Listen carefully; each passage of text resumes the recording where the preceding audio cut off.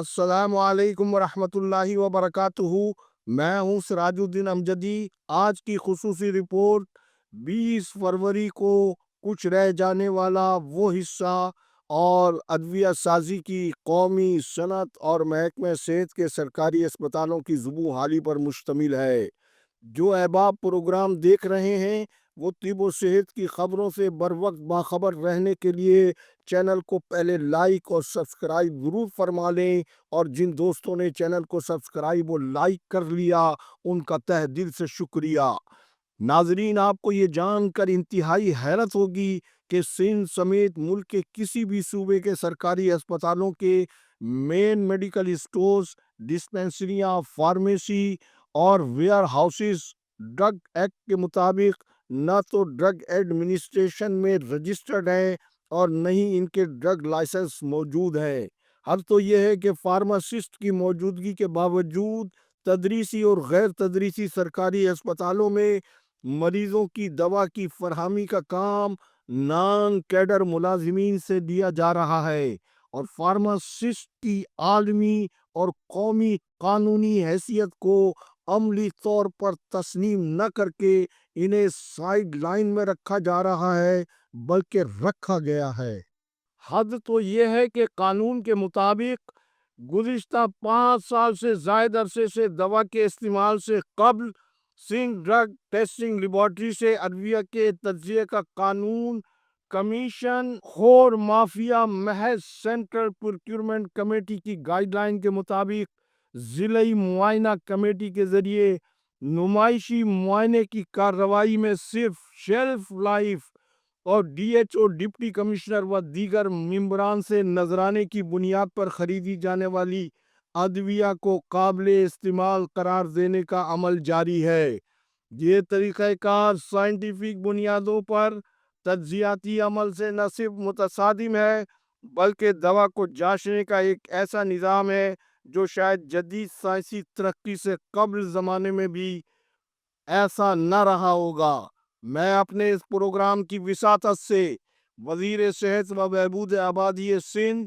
Doctor عذرا فضل پی جوہر، secretary صحت ریحان اقبال بلوچ کو challenge کرتا ہوں کہ وہ صوبے کے سب سے بڑے اسپتالوں ڈاکٹر رت کے امفاؤ سول اسپتال کراچی، جناح اسپتال کراچی،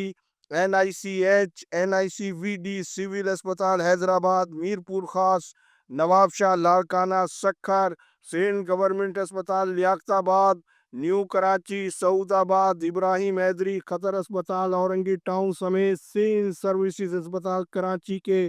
7 اضلاع سمیت صوبے بھر کے تمام ضلعی صحت دفاتر میں خریدی جانے والی دواؤں کے لیے 5 سال میں صرف اگر 3 سال کا وہ ریکارڈ پیش کر دیں کہ قانون کے مطابق ادویہ سپلائرز نے ٹیسٹنگ فیس ادا کی ہو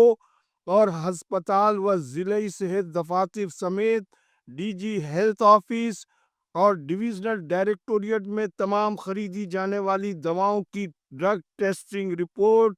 قاعدے کے مطابق ریکارڈ میں موجود ہو۔ جب سرکاری اسپتالوں میں ڈرگ قوانین پر سرے سے عمل نہ ہو رہا ہو تو ایسی ڈرگ ایڈمنسٹریشن پرائیویٹ سیکٹر سے ڈرگ قوانین پر مکمل عمل درآمد کی توقع کیسے رکھ سکتی ہے؟ پھر حد تو یہ ہے کہ سول اسپتال کراچی میں فارماسسٹ کی 19 گریڈ کی منظور شدہ اسامی 10 سال سے بھی زائد عرصے سے تاحال خالی ہے، اور یہ کام مسلسل صدرہ گریڈ کے من پسند ڈرگ انسپیکٹروں سے لینے کا ریکارڈ بھی موجود ہے، جبکہ ہسپتال کے تمام فارماسسٹ گریڈ 19 کے ہسپتال فارماسسٹ کے تحت انتظامی طور پر ہونے چاہیے۔ یہی قاعدہ قانون ہے، لیکن ہسپتال فارماسسٹ کو اے ایم ایس جنرل کے زیر انتظام کس رولز کے تحت چلایا جا رہا ہے؟ پھر پروکیورمنٹ کمیٹی میں بھی فارماسسٹ کی عملی طور پر نمائشی حیثیت سے زیادہ اس کا کوئی کردار نہیں ہوتا ہے، بلکہ ڈاکٹر خالد بخاری کلینک والے خلاف قانون کرپشن کی شہرت کے حامل جب سندھ سروسز اسپتال کے ایم ایس تھے تو گزشتہ سالوں میں انہوں نے سرکاری خزانے پر زیادہ کمیشن بٹورنے کے لیے ہسپتال کی خاتون فارماسسٹ کو جبری رخصتی پر اور امپورٹڈ میڈیکل مشینوں کی خریداری کے 18.5 کروڑ روپے مبینہ غبن کرنے کے لیے پروکیورمنٹ کمیٹی میں سے بایو انجینئر کی لازمی ممبر کو ہی کمیٹی سے غائب یا اغوا رکھا۔ آج ان مشینوں کے بجائے جو لوہے کا اسکریپ سیل سروسز اسپتال میں موجود ہے،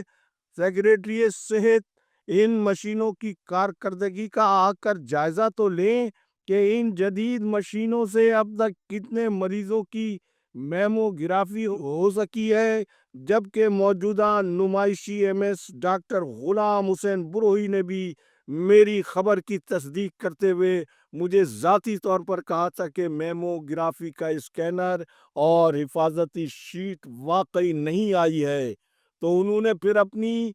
سرکاری ذمہ داری کو پورا کرتے ہوئے مذکورہ سپلائر سے کم ہونے والی مشینوں کے بارے میں کیا پوچھ گچھ کی؟ کیا اس کمی کو انہوں نے پورا کروا لیا؟ یہ سوال وہ ہیں جس کا جواب بروہی صاحب نے دینا ہے۔ جی، یہ وہ ایم ایس سے زیادہ ڈیفیکٹو ایم ایس وہاب اللہ یوسفانی کے یس مین سے زیادہ کچھ نہیں۔ ان کا یہ اعتراف ہی کافی ہے کہ وہ یوسفانی کو تبادلے کے تحریری حکم کے باوجود اسے وہاں سے نہیں ہٹا سکتے ہیں۔ ڈاکٹر بروہی اتنے کمپیٹنٹ محکمہ صحت کے افسر ہیں کہ وہ غیر قانونی زبانی حکم دینے والے افسر کا نام آف دی ریکارڈ بھی بتانے سے نہ صرف گریزاں ہیں بلکہ لرزاں ہیں، اور یہ محکمہ صحت کے گڈ گورننس کی وہ معمولی سی جھلک ہے جس کا دعویٰ بلاول مراد علی شاہ اور ڈاکٹر عذرا فضل پی جوہو کی جانب سے گاہے بگاہے کیا جاتا رہا ہے اور کیا جاتا ہے، جبکہ پیپلز پارٹی کی صحت کی نمایاں خدمات میں سے یہ بھی ایک سنہری تاریخی خدمت ہے کہ پہلے تو سول اسپتال کے اطراف میں اور صوبے کے دیگر سرکاری اسپتالوں کے اطراف میں میڈیکل اسٹوروں لیبارٹریز کی بھرمار تھی، لیکن اب سول اسپتال کراچی کے سرکاری نرسنگ اسکول کے مقابلے میں پیپلز پارٹی کے ایک جیالے نے نہ صرف اپنا نجی نرسنگ اسکول قائم کر لیا ہے بلکہ پی این ایم سی کی رولز کی دھجیاں اڑاتے ہوئے اسکول کے اطراف میں تجارتی مارکیٹ بھی قائم کر دی ہے۔ پھر یہ تو سیکریٹری سے تصدیق کریں گے، مذکورہ جیالہ سول اسپتال میں سرکاری ملازم ہوتے ہوئے حکومتی رٹ اور قوانین کو کس قانون کے تحت چیلنج کر رہا ہے، اور محکمہ سے سندھ محترمہ بے نظیر بھٹو کے نام سے منسوب لیاری میڈیکل کالج کو تو تاحال واگزار نہیں کرا سکی ہے کہ اب ایک نجی نرسنگ اسکول سرکاری اسکول کے مقابل آ جانا حکومت سندھ کے لیے ایک نیا چیلنج ہے۔ پہلے آپ اس نرسنگ کالج کی ویڈیو کو ملاحظہ فرمائیں۔ آپ نے ویڈیو ملاحظہ فرمائی، اسے دیکھ کر آپ خود فیصلہ کر لیں کہ حکومت کہاں کھڑی ہے اور سرکاری ملازم کیا کر رہے ہیں۔ اللہ حافظ۔ پاکستان زندہ باد، کرپشن مرد آباد، عوام و افواج پاکستان پائندہ باد۔